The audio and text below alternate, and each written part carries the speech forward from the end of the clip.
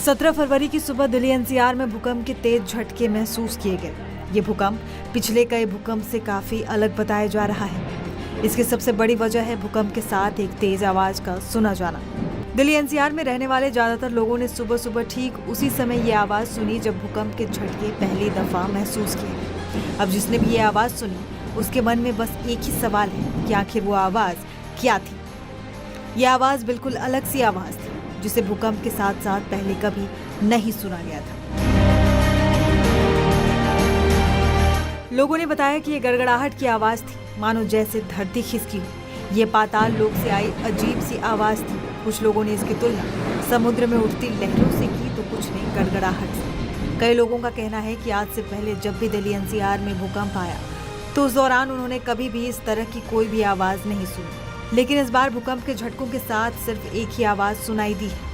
इस आवाज को सुनने के बाद कई लोगों को ऐसा भी लग रहा है कि कहीं दिल्ली के ठीक नीचे कुछ भौगोलिक गतिविधि तो नहीं हो रही है। जानकारों की माने तो दिल्ली में आए भूकंप का केंद्र दिल्ली के धौला कुआं था। भूकंप का केंद्र जमीन से सिर्फ 5 किलोमीटर की गहराई पर था।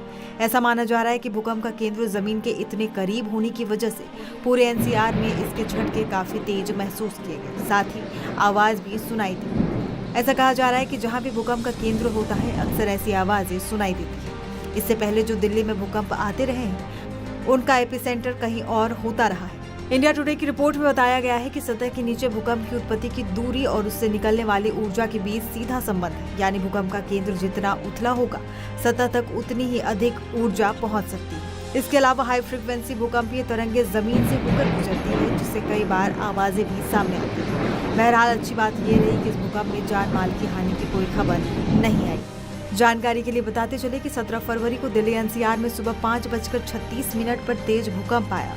इसकी तीव्रता 4.0 आंकी गई। भूकंप का केंद्र दिल्ली का धौला कुआं बताया गया है।